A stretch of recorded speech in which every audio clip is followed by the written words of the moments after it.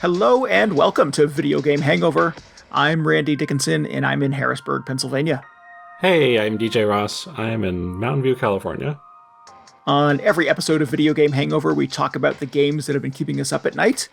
This week, that list includes more games from our summer Backlog Attack, including Robocop, Rogue City, and Anthem. Yay, Anthem. Plus, I played the demo for Discounty, which I will briefly talk about. Oh. Can't wait to hear about. I don't know. I was just going to say, I can't wait to hear about Dat County. Discounty. I don't know what this game is. It's one of those cozy games that people like.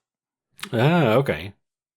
Getting into that cozy time of year. It is that cozy time of year, yeah. It's been in the 70s for like a week and a half here in Pennsylvania, so it's just ready for some pumpkin spice lattes and a nice soft scarf. Oh. All right, I'll be right behind you. Not literally. Oh, give a face full of scarf that way, but yeah, that's weird. I'm on board. Happy Silksong Day to everybody listening to this. Yeah, greetings from the future. Are you doing anything big to celebrate? I'm grateful that Silksong is out, so I can stop hearing people wonder when it's going to come out. I think the last time we talked about this, I was surprised that you were following it so closely, and you said something to the same effect where you're like, "No, it's just unavoidable because people don't know when it's coming out." It is just everywhere on the internet. Yep. Yeah. Cool. I'm happy when other people are happy. That's fine. It does nothing for me. I thought the first, what is this game called? Bug Sword Person? Bug, yeah, that's it.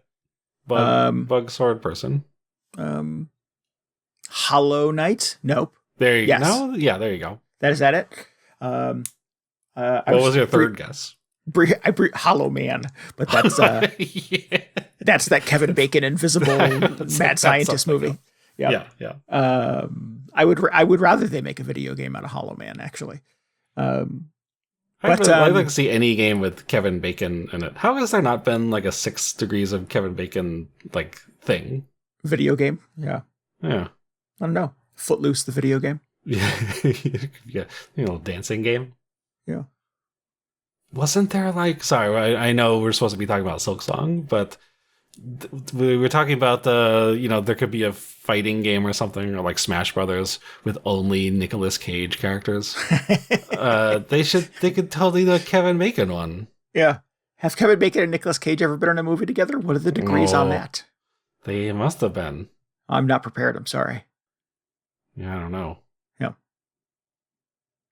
Or like a Stanley Parable thing where you're just wandering around a building and every time you go into a different room, like a different hotel room or something, you're in a different Kevin Bacon movie. Mm-hmm. Yeah. And the final boss is Apollo 13. What, like the rocket? No, you're like stuck on a spaceship and you have to figure out how to get home. Oh, I see. I thought you were like the final boss. You will fight the Apollo 13 the actual ship or itself. whatever. No. Yeah. No, the movie, the scenario from the movie is you're stuck in space. I see. So each scenario is like an escape room. Right. A Kevin Bacon themed escape room. Yeah, I could see that. Yeah. Tom Cruise is there. He's pretending he has a southern accent. Tom Cruise. Not Tom Cruise, Tom Hanks, a different Tom. Yep. Oh, yeah, you're right. I was like, which movie was Tom Cruise in with Kevin Bacon? Okay. I got it. A Few Good Men. Oh. That's Tom Cruise and Kevin Bacon. Good pull. I do like this like celebrity role escape room concept. Like somebody can take that and do something with it. I'm going to give that to the video game robot guys and see what they can do with it. Yeah, I've like the guys who make the We Were Here games. I've had enough with these weird spooky castles and amusement parks or whatever. Just get the rights to Kevin Bacon. That can't be difficult to obtain. I don't know. Every Kevin Bacon movie. Yeah. That would be so good if there was like a little mini scenario. I don't know if it would actually be good. It is a fun idea, though. Anyways, what were we talking about? What was the topic? So Hollow Knight is Hollow good. Knight. Yeah, Silksong is out. Not my thing. I don't care for it. I tried playing the first one, thought it was quite beautiful, but very difficult. And that is what the extent of it. I really liked the first one, but it got to the point where you have to do so much backtracking, which is expected to some degree because it's a kind of a Metroidvania deal. But I had such an issue with the map in that game. It wasn't working for me, and I just couldn't deal with it anymore. So I was like, I really would like to go back and like complete Hollow Knight. I think that was it might have been one of my backlog games one year. But I would need to have some sort of like fix for like the map deficiencies in that game, and I don't know what that is. Fast travel. There was fast travel, but it just wasn't helpful enough. It wasn't far-reaching enough. Wasn't fast enough. Yeah, I mean, you have to walk to the fast travel station. I don't know. I'm not going to get into it, but I'm kind of interested in Silksong. I was like, can I get into this without having completed Hollow Knight? I feel like there was some interesting sort of story or world building happening in Hollow Knight, though, so I would be a little disappointed in myself to go into it fresh. I think sort of the interesting sort of side story here, though, is all the video games that have kind of been jockeying for their position in the calendar for 2025 are now sort of getting out of the way of Silksong in September since it was kind of stealth dropped. So it'll be interesting to see where what the release schedule looks like for the next couple of months after all the dust settles on this week. Did anything get pushed into next year, or are they just doing it we'll just do it a couple months later? I don't think I've heard anything actually get pushed into 2026, but I guess anything's possible still, you know? Okay. I was just thinking, like, there's still a third of 2025 left, which is, it's a long time, but it's not that much time. Especially when, say, the Spire 2 is coming out still. Yes, yeah, fingers crossed. It's got to happen, right? They wouldn't go back on their word. Yeah, it seems very close. I mentioned on a previous episode that I've been kind of following their newsletter and socials pretty closely on that, and they seem to be very much ready to release it upon the world, but just based on that context alone. So we'll see. Although I think I read somewhere that they're doing like an early access first. So, oh no, what is your take on that? Would you rather? Well, I think that's the obvious answer is yes. Of course, you'd rather play the full game once it's done. But yes, do you think you would jump into an early access Slay the Spire 2? Oh, I feel like I would have to at this point. Yeah. Like I would, I mean. It depends on the game, and it also depends on sort of like what's available in early access and how I expect things to change between that and the full release. Like the reason I'm sort of wary about early access now is I played so many games that were like, okay, this is an early access, and it's like the first couple chapters of the game, and then it just like ends. Or, it's like, you just, like, this is all we made so far, so please look forward to the final release, which just doesn't have a release date.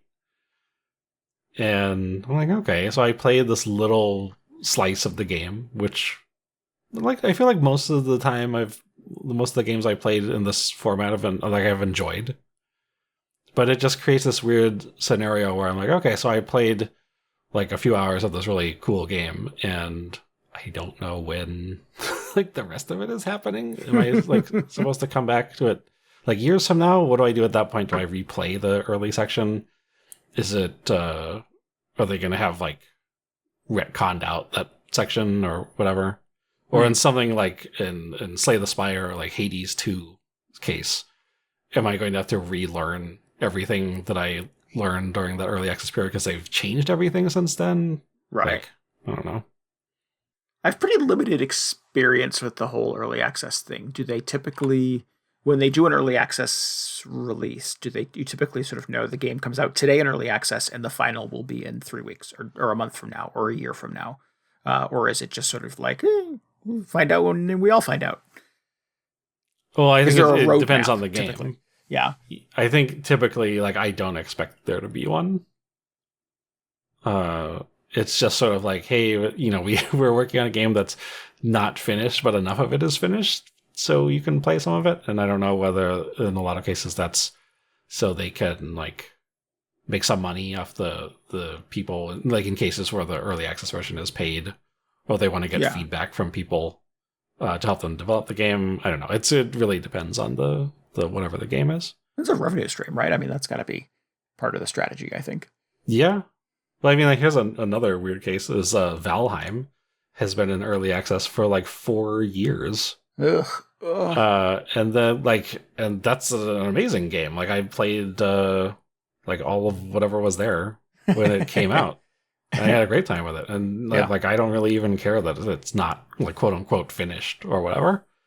But I mean, that's a weird case where it's like they don't have a proper like 1.0 release. Oh, that's interesting. This game, again, like I said, very limited access with early access. There is a game called Go-Go Town that I've played a couple of times on Steam in early access. And it's a big, well, it wasn't when I first played it, a open world kind of cozy game, management sim, a little bit of a story, yada, yada. Is that the like Animal Crossing one? It's very Animal Crossing, but you have like, it's more story driven. There's vehicles. You're the mayor of a town, but it keeps getting attacked by aliens and stuff like that. So it's got some weird little like goofy story beats and hooks to it. Kind of fun, kind of a unique take on the cozy game thing. But that has been early access probably for 3 or 4 years as well. And during the last Nintendo Direct, they actually sort of announced a launch date for it on the Switch, which means they're finally finishing the game. So I asked you, how long is a game usually in early access without sort of thinking of that example. But yeah, that one's probably 3 or 4 years itself too. Yeah. I mean, I think the answer is there's not really a set, like, the time. Like, it could mean anything. Yeah. So that's part of the other reason. I just, like, don't know. So I mean, it really depends on what the game is. But yeah, for Slay the Spire, I'd probably check it out. Yeah. I gotta get through some things first though, so don't drop Slay the Spire 2 next week, please. Yeah, well, I mean, they were probably just waiting for a Silksong to get out of the way, right, so they can shadow drop their own thing. Yeah, and make everybody reschedule again. Yeah, I don't know if Slay the Spire has quite the like scheduling weight that Silksong does. I don't know how many people are gonna get out of the way of Slay the Spire, but it does seem pretty significant. Yeah, I would think so. I hope so. Yeah, I mean, I really want to play the Slay Spire on a portable or on my phone or something. So that won't come for a long time, I'm sure. That's the other thing is, I really want to play that like on my phone, but I can't imagine it's going to be on phones first. Yeah. But anyways, happy Silksong week to those who celebrate. Happy Silksong. Yeah. A little bit of show business. We are going to stream next week. A little community game night, actually, this time around. We're going to do Mario Kart World. Yeah. Monday, September 8th at 10 p.m. Eastern Time. That game holds a lot of people. We would love for some of you to play with us. So if you have a Switch 2 and a copy of Mario Kart World, and most people who have one certainly seem to have the other, you should definitely join me on Monday night. DJ TBD on that one, but we'll hopefully get him in either before the night's over or the next time we have an opportunity to get him on the schedule. Yeah, I'll be getting back from a little trip, so hopefully nice. I'll be able to join in. Cool. But yeah, so Monday, September 8th, 10 p.m. Eastern Time, Mario Kart World. If you just want to watch, go to twitch.tv/VGHangover. If you want to play, make sure you reach out to me via Discord or, via Discord at some point in the next week or so, and we'll do the friend code thing and make sure we get you in there. Yeah. I will drop an alert about this in our Discord as well, so we can get some folks together. So if you're not in the Discord, go to VGHangover.com for a link to that. Yeah. Should be fun. I can't wait to see all the crazy shortcuts you've been practicing. I feel like I'm much better at it than the first day it came out when we played it before. So, no, maybe it was like the first week. Yeah, I think. I mean, the first day I had it, it was like 1 a.m. by the time I got everything set up. So I don't think I was. Well, I was confusing it with us playing Mario Kart 8 the week it came out. So. Oh yeah. You can always do another Mario Kart 8 game night just to be confusing. We could, yeah.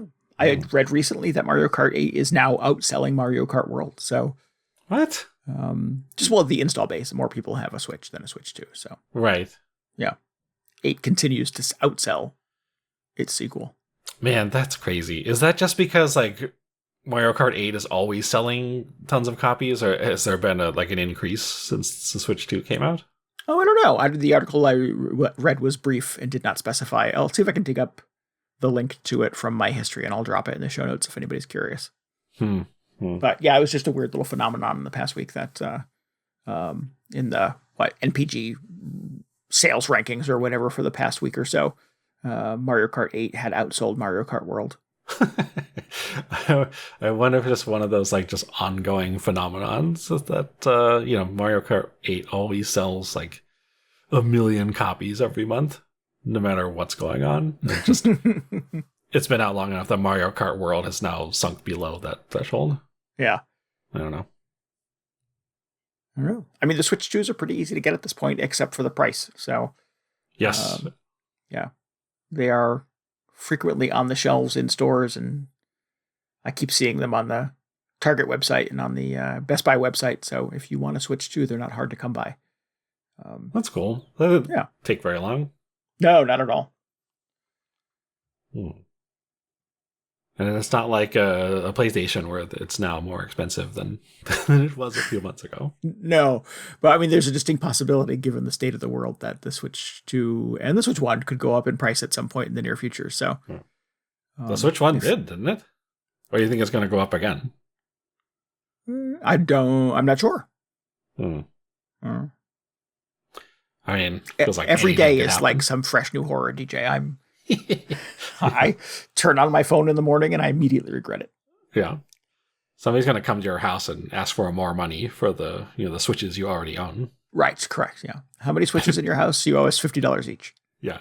you heard of a Switch tax before. Now, this is you're not going to believe what's happening now. They're just going door to door. Yeah. Anyway. Good times. Good times. We've been plugging away at the summer backlog attack for the last couple of weeks. We are in the home stretch. This week is game number 3. Our next episode will be our final game of the backlog attack. I'm wrapping it up. I'm all wrapped up. You're done? You're sticking a fork in it?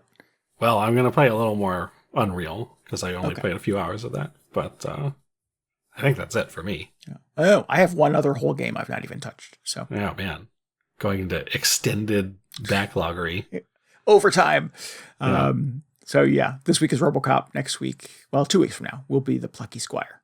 Oh, I want to hear about that one. Yeah, I want to play that one. So, right. But we've got some folks from our community that have been plugging away at some games from their backlogs as well over the last couple of weeks. So we do want to shout out our friend of the show and a frequent contributor to the VG Hangover Discord, Twisted Link 343. Who probably has the biggest feat of backloggery so far this summer with wrapping up Wind Waker. Oh, nice. Yeah. Yeah, I mentioned he was going to be playing that one. Not a small undertaking. No, it's not. That's it's one of the longer Zelda games. I mean, Skyward Sword aside, I feel like it's fairly long, that Triforce Hunt. Yeah, well, and he played the original GameCube version of it too, so it didn't have any of the little quality of life improvements that the Wii U version came with. That's fine. Yeah, I mean, I like that Wii U one, but what do you have? The Wii U one has that speed sail or whatever. has the speed sail, and the Triforce Hunt is quicker. There's something about it I remember that they made a little more expedient. There's only one piece. it's the mono force. Yeah. You just get the whole thing at once. Our buddy Creed 8 has rolled credits on a couple of games over the course of the summer here. He finished Mario Kart World, although I have some questions about what finished means in that context. I mean, he's okay. He's the guy who loves to just dissect anything, any claim anybody makes about their Mario Kart World progress. He says he rolled credits on it. Rolled credits. Well, you have to finish. You finish the cups, and you get to roll credits. It's which cups? Yes. Which cups? 50cc, 100cc, 150. Did you unlock mirror mode? I have follow-up questions for Creed. Okay. All right. He also finished Astro's Playroom, and this is a pretty significant feat. Trails of Cold Steel 2, parentheses, hard new game plus. Oh my god, why would you do that to yourself? I mean, it sounds like he enjoyed it, but I just like the thought of new game plus is like a thing, but then like hard new game plus, I don't know what that means. That sounds like it's probably longer than the first time. Also a pretty significant feat. That is very significant. Yeah. I mean, that is like far and away much. I mean, not to put down Twisted Link's accomplishments, but like not Trails. Yep. That's significant. I don't know how much the New Game Plus adds to it, or like actually subtracts from it now that I think about it, because the whole point of New Game Plus, hopefully, is that it's a little expedited. Or that you don't have to sort of play through some of the stuff that you did the first time, or sit through some of the cutscenes you sat through the first time. Well, I mean, I don't know how it works in Trails, but yeah, typically New Game Plus is implied like you retain a lot of your old like stats and equipment, so maybe like some of the game is faster the second time. Oh, maybe. Yeah. I seldom play video games twice, particularly like 100-hour-long Japanese RPGs. Yeah, I can't remember the last time I did a New Game Plus. But it's fun for a little bit. Just going through the early areas with your legendary sword or whatever it is. Shout out to our buddy Arcasa, who is still working their way through Ys 9 with the commitment to get that done in September. Those are big games as well. I think those are giant JRPGs too. And who else? Super Leaf 444 actually just posted in our Discord tonight that he finished Donkey Kong Bonanza. Hey. Which is not really a backlog game, but it is a game he was excited to finish and he loved. How long is that game? Is it's that not like short. Trails level? I don't know. I feel like I've put a lot of hours in that game, and he's significantly further than I am. He's like he had posted that he had just unlocked. You get these transformations periodically. It's these other Bonanza mode characters that Donkey Kong can change into over the course of the game. And there's a bunch of them you can get, and I've got 3, and he's got all of them now, obviously, because he finished the game. And I was like, how many are there? it's a lot more than 3. So, yeah, it's a big game. Are we talking like 10? Well, like no, 100? It's not double digits. No, it's not even double digits. Come on. No, I mean, I don't know if this is a spoiler for anybody, so I don't want to like. It's a new game. Yeah. All right. Somebody's just be scandalized, like, oh, I thought there were 7 new Bonanza abilities, but there are 8. Randy lied. But yeah.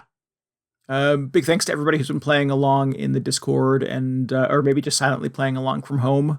We're hoping you're making a dent in your backlogs before the onslaught of fall video games. Yeah. Clear your schedule before Silksong comes out. Yeah. What else? I'm looking at the link, the Discord here again. GD Milkman, his permanent backlog list is just Trails games. Again with the Trails. One of these one of these years, gonna play one of those. Gonna play all the Ys games. Should that be the same year? I just play through both of those series, all of them. Just Ys and Trails alternating. Yeah, I'd probably alternate just to mix it up a little bit. But What else can I slot in there? What else have I never played? I could play all the Sonic the Hedgehog games. No, I don't want to do that. Play something else. Crash Bandicoot. Mm. So yeah, update from the community there. Very exciting. Nice. I want to talk about Trails. I guess because the remake's coming out. But I'm just like, really been thinking about playing one of them. Yeah. I mean, honestly, anywhere GD Milkman goes, he talks about Trails. So he does talk. Yeah. He does talk about Trails a lot. The woefully underpaid employee of whatever developer makes those games. Yeah. It's a one-person street team. Yeah. So how about you, DJ? What have you been playing in your summer Backlog Attack? I played Anthem. Oh. It's a beloved Bioware game. Is it? No, it's not. It's absolutely not. I'm sure there's always a few people who are like, oh yeah, it's it's not as bad as everybody says. Yeah, it's good now. They discovered the secret. Well, there's it's good now, or it's actually good, and all these people are wrong. And I feel like probably in Anthem's case, it's more the latter camp. I mean, I've also spent a lot of the last week or so reading forum posts because I've been trying to figure out. I had a lot of questions about stuff about how to play Anthem, so that's part of the reason I was looking stuff up. But as a result, I ended up reading a lot of posts that were like 7 years old, which first of all was a shock because I didn't realize this game was that old. But I think in Anthem's case, or in the case of a lot of these sort of live service games, yeah, a lot of them do launch in a pretty rough spot, and it sounds like Anthem was no different. And I'm sure that it has definitely improved since 7 years ago. But I feel like, I mean, obviously it didn't end up improving enough because they're still shutting it down. And I feel like it's probably, it did not get to the point where people are like, oh yeah, they really like turned it into something worth playing. It's still just like a few holdouts who are like, oh, there's just something about it that works better for them than it did for like the whole rest of the player base.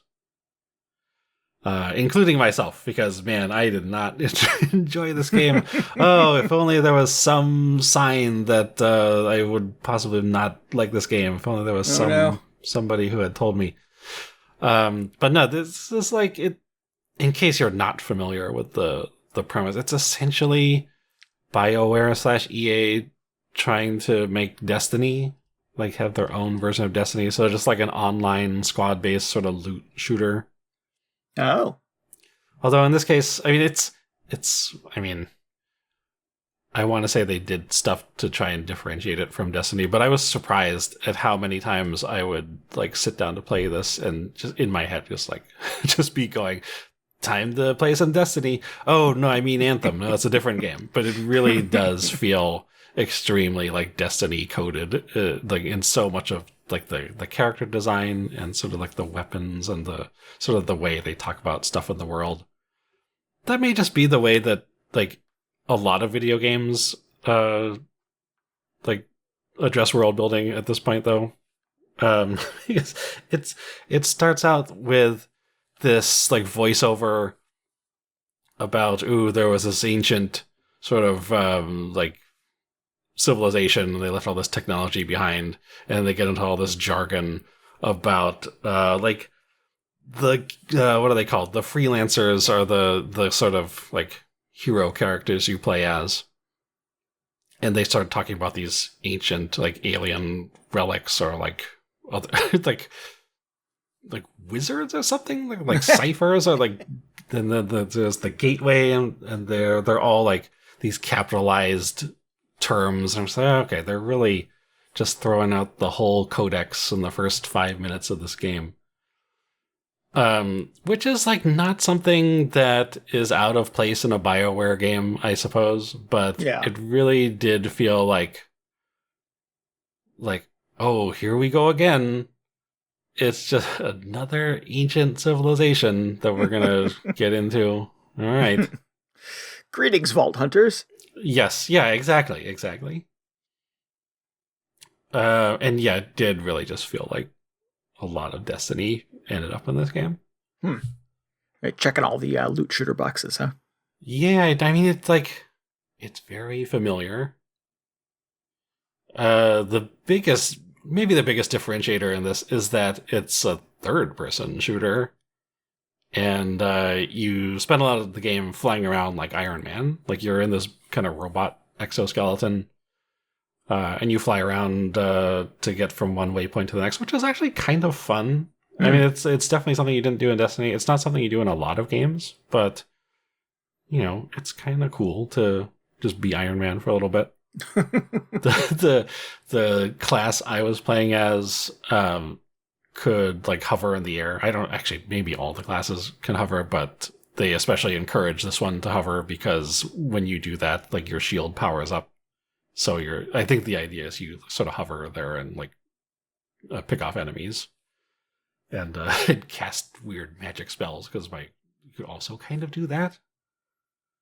But beyond the whole Iron Man thing, it really just felt like an online sort of like squad-based grind because you go back to your home base and you pick up missions from one of the multitude of NPCs, and then you just go back out in the world, shoot some enemies until the boss shows up. You shoot the boss and then go back to the base and repeat. And so here's the thing. I don't know if I played enough of this game to get to the point where I can like identify why it was like unsuccessful as a Destiny competitor, because I just got bored after a few hours of playing it. And this is very similar to my experience playing Destiny, because every mission is basically the same. I feel like there may have been a little more differentiation between like missions and objectives in the amount of Destiny that I played, but almost every single mission in Anthem is like, okay, you like launch from the home base, fly around a little bit, shoot up a whole squad of enemies that appears, and then shoot the reinforcements that appear after you wiped out the first round. And occasionally you have to go and like flip a switch somewhere, fly into a cave and find the ancient alien device, but most of it is just doing the same kind of stuff over and over again. And yeah, I was struggling to get through. I probably played like 5 or 6 hours of this, and I was just like waiting for like, when's the mission that's gonna just blow the whole thing open? When's the cool stuff gonna happen? And no, it's just like, no, go here and shoot 20 more guys, and then go to the next waypoint and shoot the next 20 guys. I mean, feeling familiar or not feeling terribly unique, or feeling like it doesn't necessarily have its own identity, is not a horrible reason for a game to fail. I think that's yeah. I mean, being Destiny, but you can fly now, is not really much of a proposition. Well, I think there's like, at some point you really have to be into just sort of like the loop and the sort of like loot progression, or just like character progression in these games, because the whole time you're supposedly like picking up loot drops and upgrading your character, and that it was like happening very slowly in Anthem. I was really disappointed because around the point I decided like, it's just not working for me. I can't deal with it anymore. I had just started to get like the green loot. I was like, oh, okay, finally something that is not just complete garbage. This maybe something that's a little more interesting to play around with. But still, it was just the same thing. And this happened to me in Destiny as well, where you finally get a new weapon or piece of equipment or whatever that looks fancier. I mean, it's green. It's supposed to be better, right? And then you look at the stats, it's like, oh, it does an extra 1 damage. So my power level, whatever, has gone from 2 to like 3. And it's like, okay, well, maybe maybe if I do a couple more missions, we can go up to 4 or something. Wouldn't that be amazing? But I mean, at some point, I think you gotta be in these, like, especially it's like the Destiny sort of like genre of games. Like, they're designed to be played with like your buddies in a squad over and over. Like, you're in there doing like your dailies and doing the end game raids or whatever, and like maxing out your gear. And I was just playing it by myself because I was like, how much can I enjoy this just flying around and doing missions in that capacity? And so maybe that's where, or one of the reasons it wasn't working for me. Maybe I would have enjoyed it more. Well, I was going to say, maybe I would have enjoyed it more if I had played it with more people. But I think, like, I just don't really enjoy that type of game to begin with. Like, I always played Borderlands solo. I feel like having a squad full of, I guess it would just be 2 other people in this case, would not have really altered the experience that much. It really does feel like a game that is more sort of like a hangout rather than an interesting game in and of itself. Yeah. Yeah. I mean, that's, for a long time, I think that's been the shadow success of the Borderlands series, is that you get to goofing with your friends, or you get on the hunt for opening chests and finding cool guns, and you're chatting with each other, and all the other stuff, the plot and the characters and all, is sort of background noise, and you're not really, it's Netflix. You're not really paying attention. It's just sort of happening around you, and it's an excuse to hang out with your buds. Yeah. In Borderlands' case, at least it did have much more interesting loot.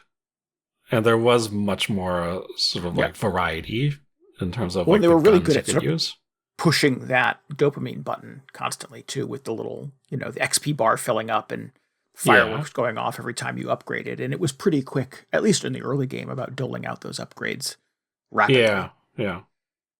I don't know what it is about, like, I don't know if they ever changed this in Destiny, but it's the same in this, or at least this is what I remember about how Destiny worked, is like you go out and you do a mission and you don't get any of the loot until the end.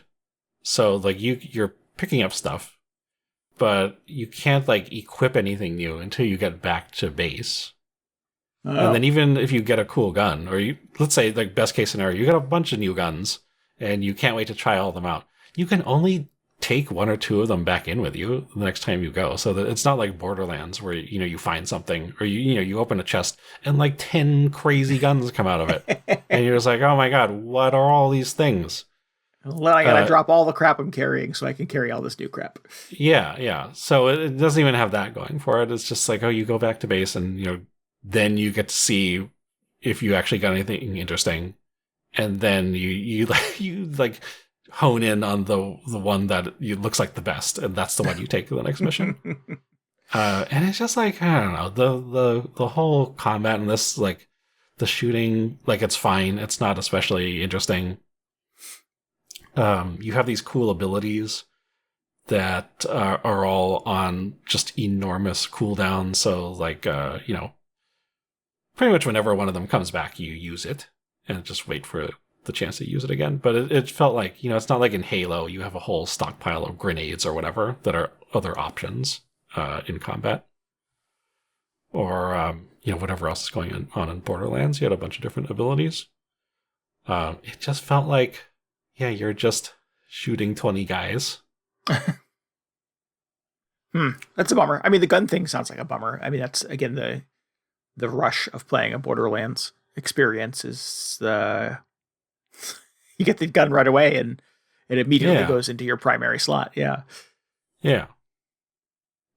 So I don't know, maybe that like works for people who are used to the Destiny model, but I don't know. It's just not especially enticing.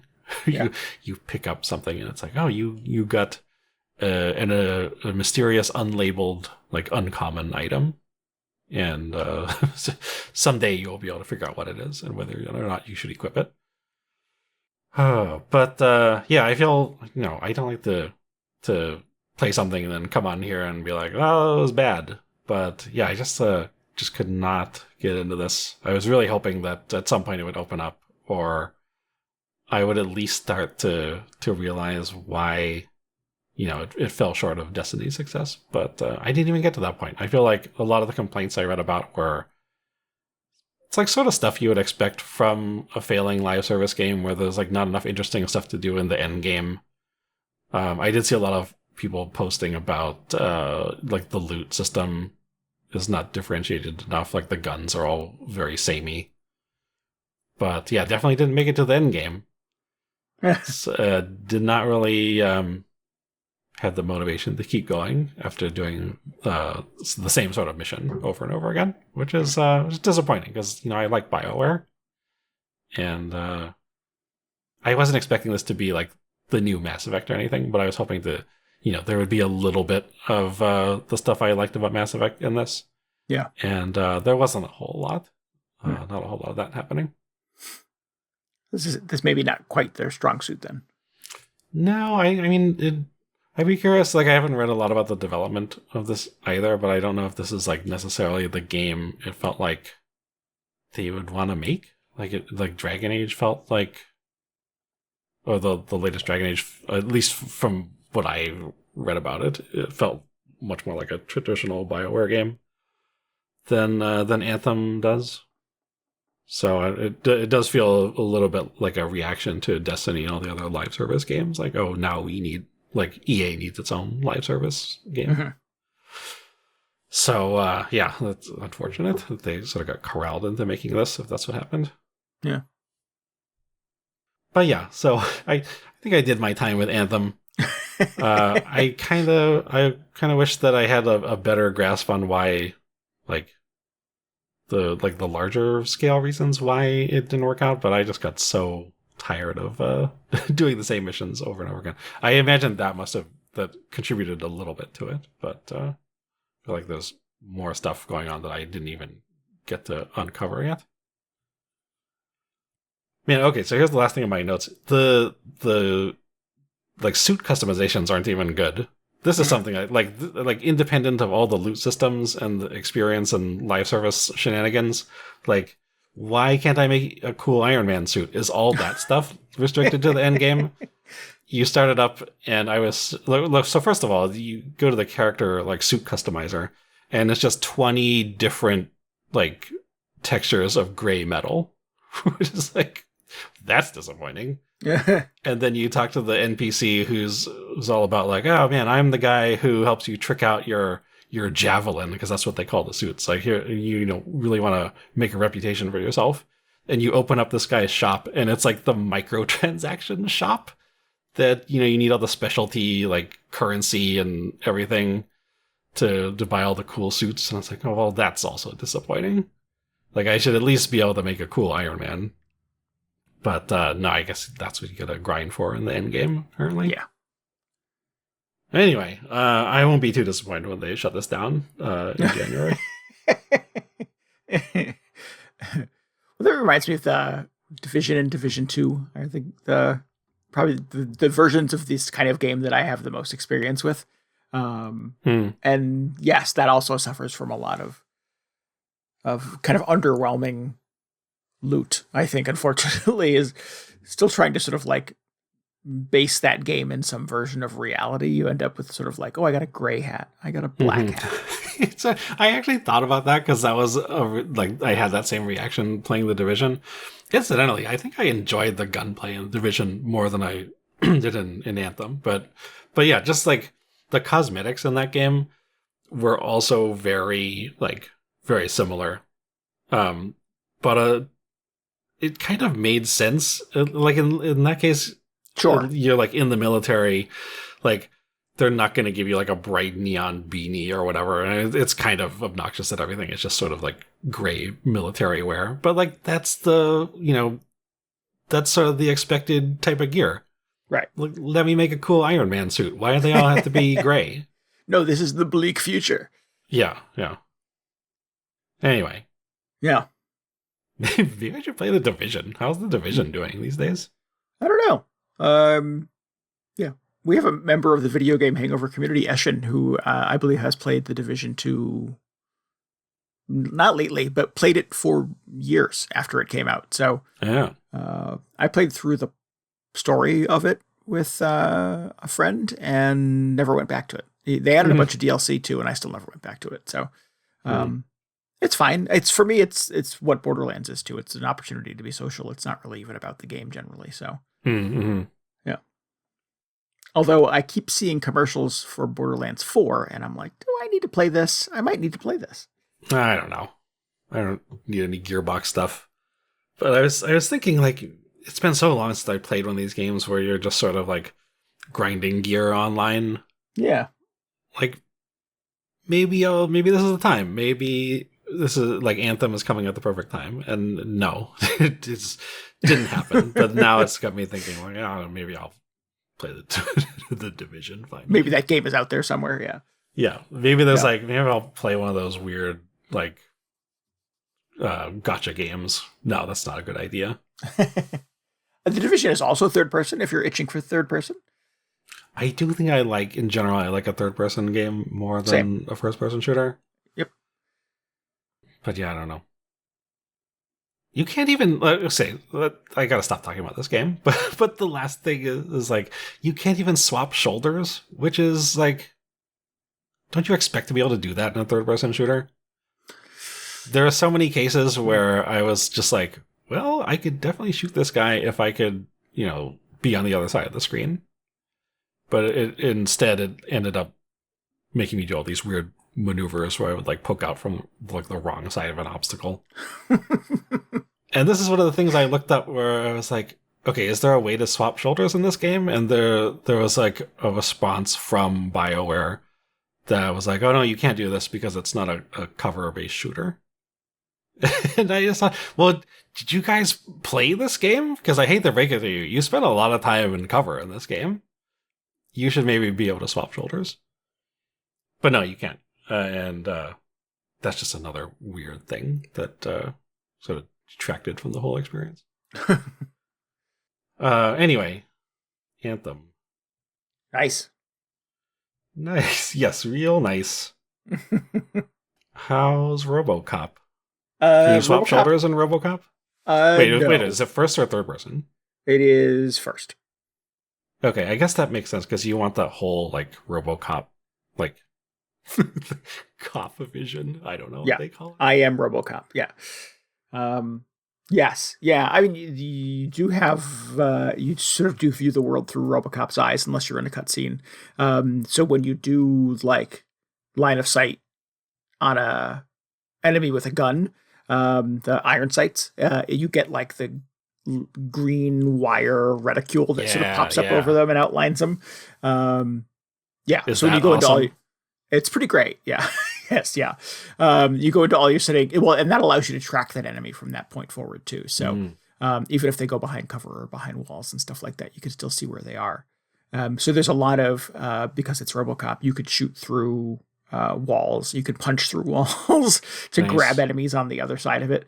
There are scripted moments where that happens, but it kind of happens incidentally over the course of some of the gunfights too. So it's very satisfying. All the interior walls are destructible, and you shooting your way through a lot of like car repair shops and office buildings and the local news head office kind of thing. So it's like 80s monitors exploding and papers on the desk all blowing off. So there's tons of like particle effects and stuff, and it just feels like chaos all the time as Robocop slowly marches through these rooms with hundreds of 80s inspired punk rock mohawk facial piercing enemies coming at him. And he's just blowing off arms and legs and heads, and shoot somebody's arm off and they limp towards you holding the stump going, "My arm, you shot off my arm, man." And then you shoot him in the head. So it's, yes, the people who made the Robocop game have clearly watched the Robocop movie a lot of times. Okay. That's always a good sign. It's totally what I want from a Robocop game. Yeah. It's super satisfying. When was when is RoboCop supposed to take place? What was the year? Because it's like, I mean, it's not like super far future, but I feel like no, at the time, yeah. Okay, Yeah. It's like you could have said like, oh yeah, this is like 1996 by way of like, when did RoboCop come out? It was like 80 something. 89, I think, was the first movie. Was it that late? Okay. I was just like, okay. I would totally believe you if you had said like, oh yeah, this is the future Detroit 87, of 87, like, sorry. Okay, well, similar, but like, yeah, it's not like 2050 or anything. No, I don't know what year it's supposed to take place, but I believe it's early 21st century. So, but it's like the stuff or the environments in the game are designed with like an 80s production sensibility. Right. It is like what the 80s thought the 2000s would look like. Yeah, that's incredible. Yeah. And they nailed it for the game, man. Like, in a way that feels very satisfying. Like with the talking heads on the news and all the different sort of screens that pop up and stuff like that. And even the way that the screen wipes and the cuts between scenes and stuff like that, very much like the Indiana Jones game that came out last year. It feels like this was clearly a labor of love for these developers, and they wanted to get, more than anything, honestly, wanted to get the tone and the feel of it right. The soundtrack is great. It does a ton of heavy lifting. It's all super like synthy. The enemies are fantastic. Like I said, they're all like tattooed and facial piercings and have a neon pink tank top with rips in it and stuff like that. It just sort of looks like, again, this sort of 80s version of what they thought the early 20th century would look like. All the computer monitors, Robocop's like RoboVision is all like the green wire outlines and stuff, and it looks like a CRT monitor. It's really good. All the cars are like clearly like a Ford Taurus from the late 80s, with all the paint stripped off and the wheels replaced. It's just kind of spot on. One of the early areas that you have access to is you walking around One Police Plaza in old Detroit, or New Detroit City, or whatever it is. And OCP has sort of taken over the police force. This is what happens in the Robocop universe. And you get to walk around the entire building. You get to go to the briefing room, and you get to stand at the front desk with a line of people who have their complaints, and the officer on the front desk is like, "Robo, I'm super overwhelmed. Can you help me?" So you can stand at the desk and take citizen complaints from him, for him. And one of them is, the perfect mid-80s, street punk villain who wants to turn himself in for the reward money. And somebody who's upset about their neighbor's dog and stuff like that. And you're just Robocop doing like, bureaucratic grunt work. Yeah. He probably had to do that. It just wasn't, they didn't show that in the movie. Totally, yeah. One of the satisfying parts of this, too, is as you're sort of stomping around Detroit, you can, like, write people parking tickets if they park their car in front of a fire hydrant. And things like that. So there's a lot of, like, little goofy kind of incidental things where Robocop still has to do kind of police grunt work, while also trying to figure out, like, who's the new crime boss in town and what is the new street drug nuke all about and where did it come from.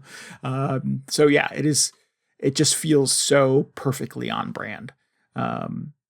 It's my understanding, based on limited research, that this is supposed to take place after RoboCop 2. The two good RoboCop movies, honestly. It kind of fits in perfectly as a substitute for RoboCop 3, I think. Is this like, what's the format? Is it like open world? Are you, is it like stage based? Semi-open world scenarios. Yeah. So you have, initially you have sort of a chunk of old Detroit, but it's pretty kind of linear in that it's funneling you towards a destination.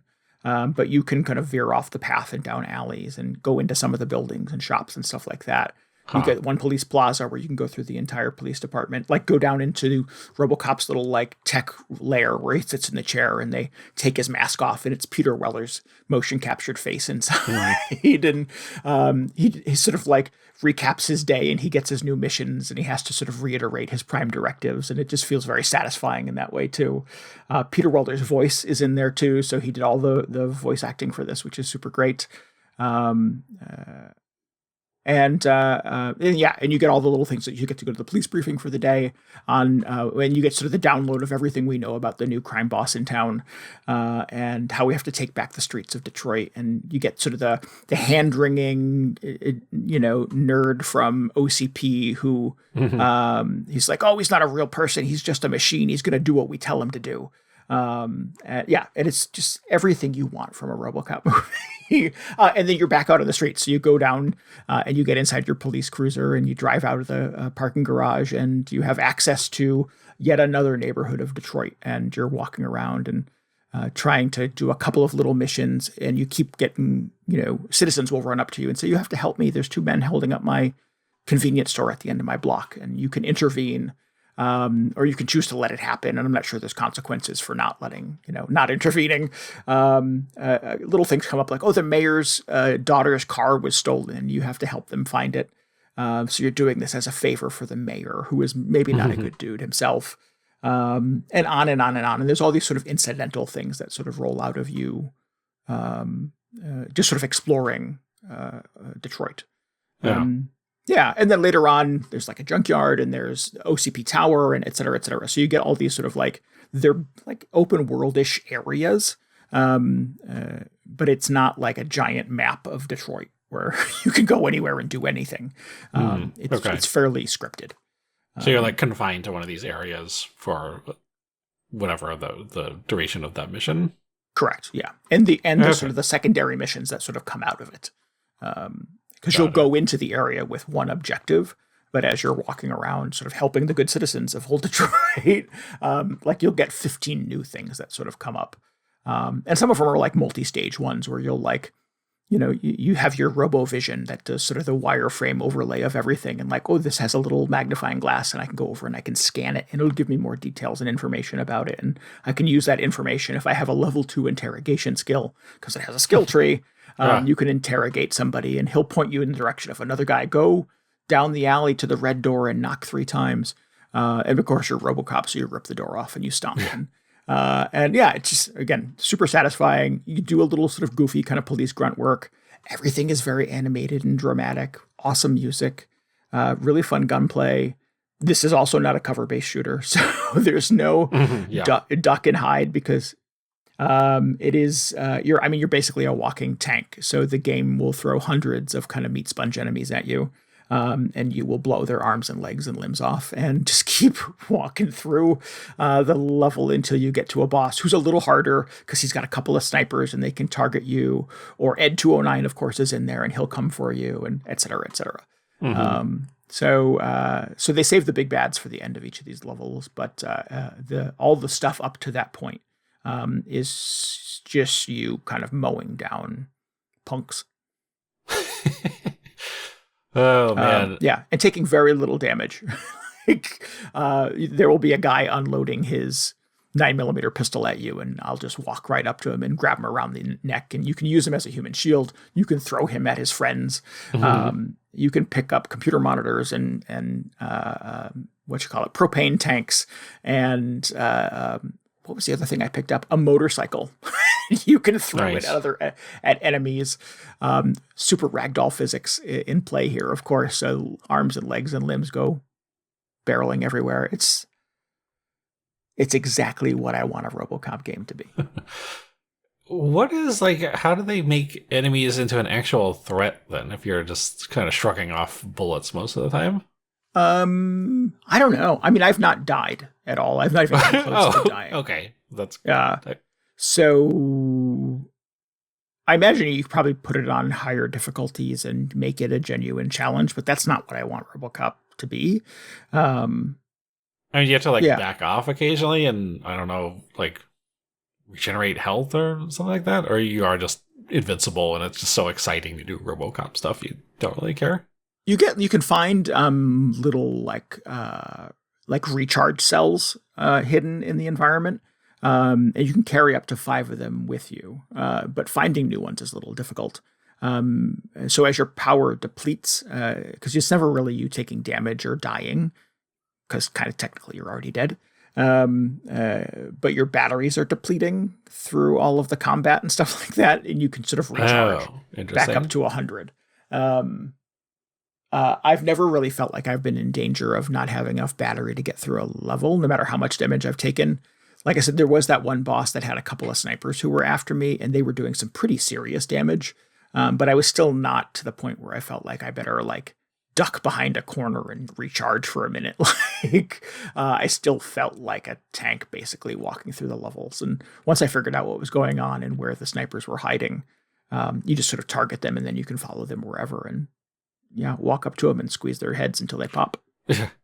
So like everything you're doing is consuming your energy reserve? Yeah. Oh, man. And you have pretty limited opportunities to recharge that, but that's not really something from the movies, but yeah. There are a couple of scenes in the game where Robocop does end up sort of in a state of disrepair and has to go back to 1PP and sit in his little Robocop throne and get worked on by the technicians, but it's all scripted. It's all part of, it has to happen. At some point, this is an older game, so I'll share this. His mask gets cracked, so you can see Peter Weller's eye through the crack in the helmet. So the screen vision that you have from first person is like glitchy on one side and real world in the other. That's cool. Yeah, and you get sort of like a little bit of the psychology of being Robocop because he keeps seeing his wife everywhere. Oh, no. Or Peter Murphy's wife everywhere. Yeah. Sorry, Alex Murphy. Yeah, there you go. Yeah. And so you have when you get back to One Police Plaza, they want you to talk to a corporate therapist to help you navigate that stuff. There's fun little scripted scenes of you going to therapy and stuff like that as Robocop. Your partner Lewis is still there. It is still Nancy Allen's likeness. I read that she did give her permission for them to use her face, but it's not her voice, unfortunately. But it's still really cool that obviously Guillermo del Toro doing the voice. I don't know who the voice actress is. I'm not sure. It's pretty close. I had a moment where I was sort of like, is that Nancy Allen? I had to Google it to find out. So yes, it is Peter Weller. No, it wasn't Nancy Allen.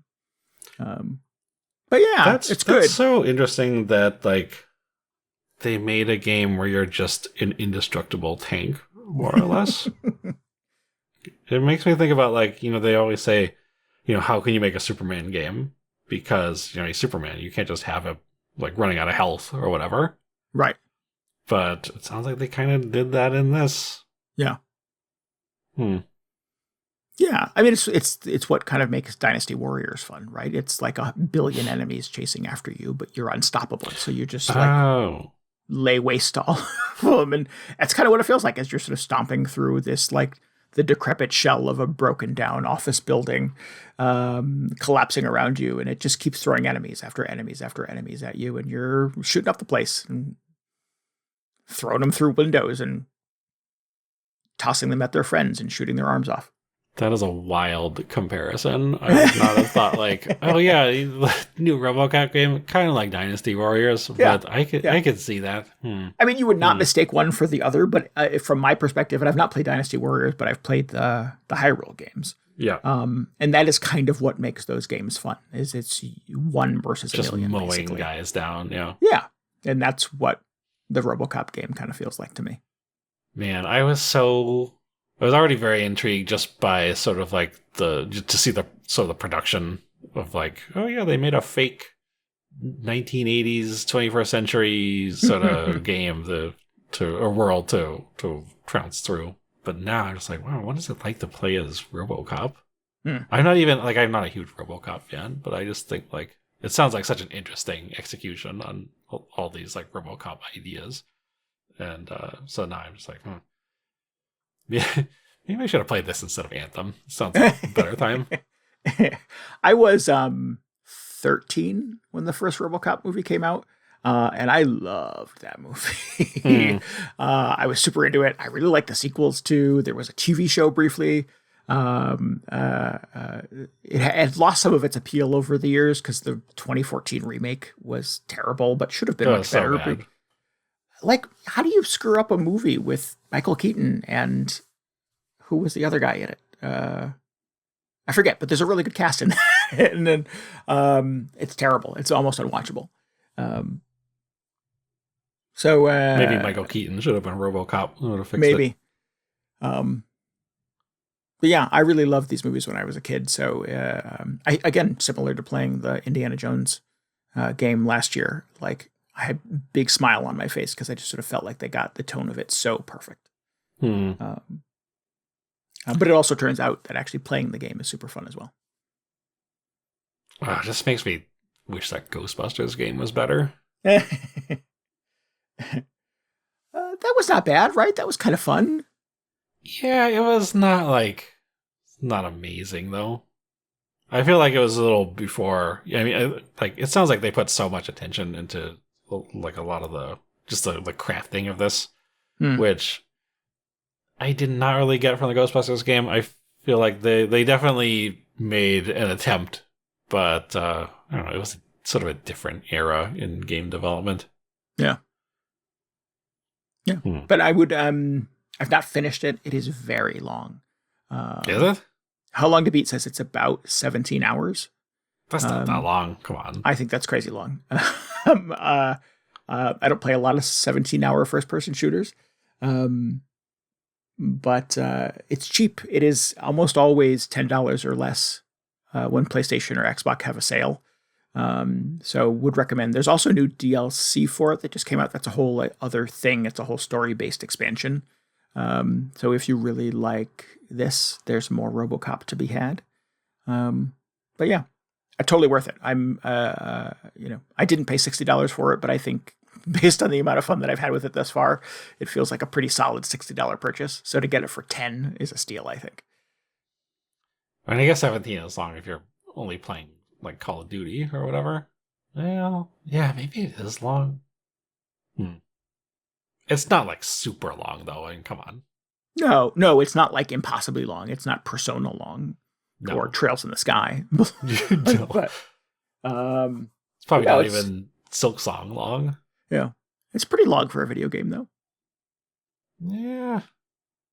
I don't know. I hear 17 hours and I'm like, well, I mean, it's different. The games are different lengths these days. It's either a 3-hour campaign or 100 hours of leveling up your guys.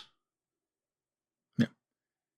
Well, it's just sort of the duality within me is that I'm like, oh, I don't have time. I don't have that much time to play that kind of a video game. I could never play, a 25 immediately 30 more hours of Mario Kart World. Right. Exactly. Yes. And I look at my timer for Mario Kart and I'm like, oh, well, apparently I do have time to play. Yeah. It just has to be the right game.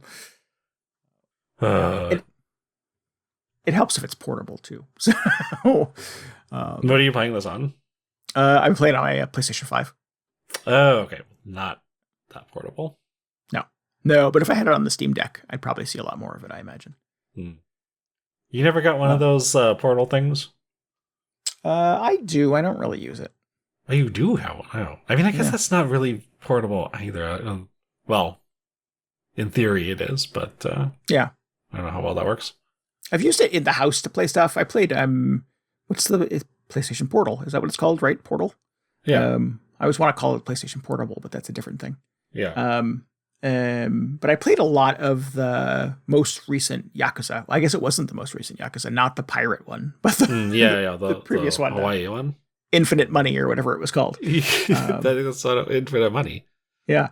I played a lot of that on the Portal, like in my house, like in bed before going to sleep and stuff like that. And it worked great. Switch style. Yeah. But yeah, it's not occurred to me to play much Robocop on it. I probably would be able to do through a little more of it that way. I've actually thought about selling it because I don't really ever use it. And I'd probably get a couple $100 for it. Yeah, they seem to be pretty popular, right? For a while, they couldn't stock them fast enough. Yeah, I remember reading it, yeah. They've got that new one, too, that's like the anniversary edition that's all black. Ooh. That's the one you want. That's your real RoboCop 2014 vibes. Right.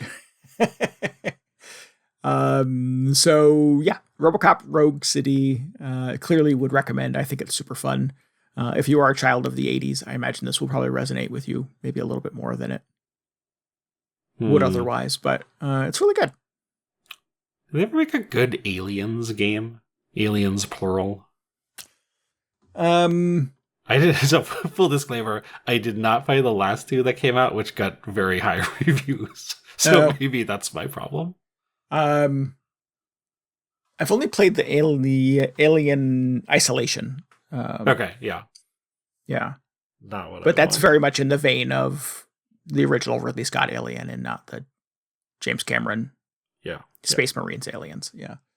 I thought that what was like the DS game, the Way Forward one, was a very like faithful Aliens experience. But then like the way that it was faithful is that all the Marines just get slaughtered by the alien. But I was like, why don't they made a game where it was good to be a Space Marine? I don't know. Maybe I'm missing the point. Yeah, I've stopped trying to play those games too because I think they were after what was the Colonial Marines after that. I mean that license was destroyed. Anyway, I was just thinking of like, well, as long as they're doing these weird 80s revivals, what else can we do? Unrelated, but I want to mention Discounty real quick before we wrap up this week. Played the demo for this. This is out on, I know it's on Steam because it's Steam Deck compatible. I played the demo on my Switch 2. I believe it is also Switch 1 compatible. This is a fun little cozy game where you are managing a grocery store in a small town. Does all the stuff you would expect where you have kind of a day-night cycle and just set the alarm to get up early to go run the grocery store. You have to sort of like make deals. Wait. You have to make sure you get up in time? Yeah, you can't be late for work. What is like... Do you have the option to like sleep in? I'm not sure. I always get up on time because I'm a good employee. No. Like, I feel like that's so easy to do in a game. If it's you only get 2 or 3 days in the demo, so I couldn't tell you what happens, like, in 3 months when you're disillusioned and bored and not feeling challenged anymore, and et cetera, et cetera. But it's like in the Persona games where it's like, press X to stay awake during class. So like, okay, I can do that.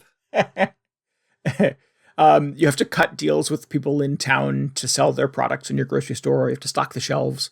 And if things aren't selling, you have to go to the printer to get marketing to try to drive sales and stuff like that. Then you have to work the register, and the people will come in and shop, and they'll bring things to the register, and you actually have to ring them up. You have a little menu that sort of says, tater tots are $3.99 a bag. So you have to type in $3.99, enter.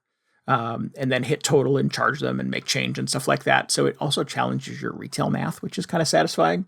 And there's also like a little secondary plot where a tree has fallen and you're not allowed to leave the town, and there's mysterious agents around. So there's some interesting other stuff going on in town that are kind of, weird little secrets that you get threads of.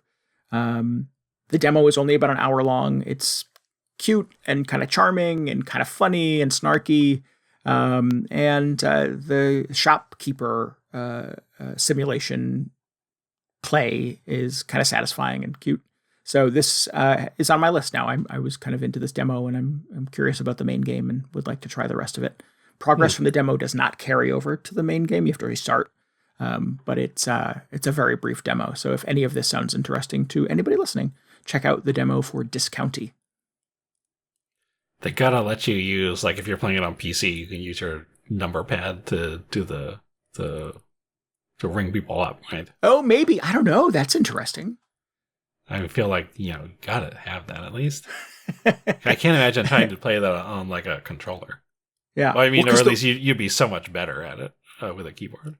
The way that it does it on the Switch, which I think is kind of unique, is it actually brings up in the corner of the screen, it brings up a little number pad. 1, 2, 3, 4, 5, 6, 7, 8, 9 with a 0 and enter and stuff like that. And I know you know what a number pad looks like. Sorry. It's like I've seen numbers before. And the little reticle sits on the 5 in the middle of the keypad, and you use the stick to move it over the other numbers. So if you want to type in 399, you have to move the stick up to the 3 and then push it. And 99, you have to go down to the 9 and 99 and then hit enter, and it keep doing that as they put items on the conveyor belt. Interesting. So it's and you're consulting the list of items that you sell. And initially the things you sell are pretty limited, but as you get more and more things on your shelves, you have more and more items that come up, and you start to remember what things cost. So you can kind of do some things like, I know that a bag of tater tots is $3.99, but I haven't sold frozen fish in a couple of days and I don't know the price. So you have to check the guide to see what the actual price is, and et cetera, et cetera. So it's again, I've spent my entire adult life in retail. So like part of this is sort of satisfying from that perspective. But it's just kind of a unique mechanic that kind of keeps it fun and turns it into a little bit of a Cooking Mama rush mode, essentially, as you're trying to get through a line of patients or customers, at the conveyor belt. That's really clever. Yeah, it's unique.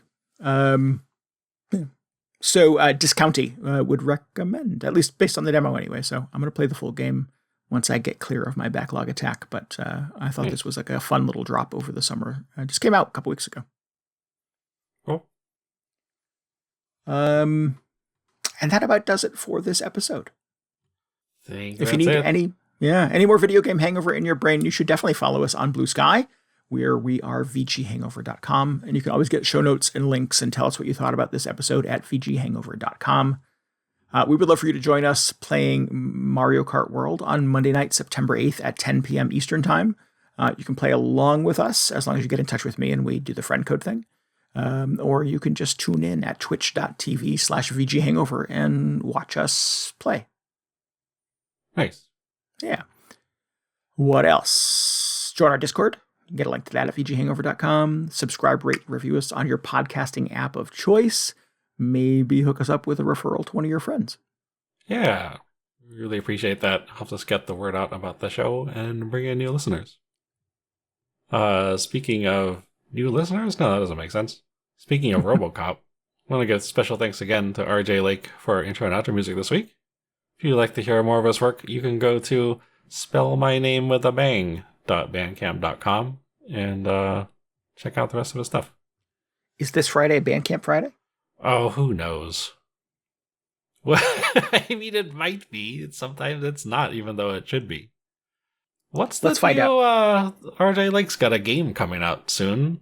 That rhythm game that I should play the demo of. I've been sitting on my PS5 for months. Oh, what's the new RJ Lake rhythm game? It's like, I'm gonna get the name wrong, but it's the one where you're like, it's very pink. I don't know. It's been getting a lot of praise though. This Friday, September 5th is Bandcamp Friday. Okay, so yeah, spell my name with a bang.bandcamp.com. Just add all to cart and check out this Friday. And I did not know that there was a new RJ Lake game. I will have to do some research. Yeah. What are we doing? We're doing the outro. But I don't know. Who knows what's happening at this point? I'll see you soon. This is Randy Dickinson. See you soon. This is DJ Ross. Thanks for listening to Video Game Hangover. Goodbye. Good night. See ya.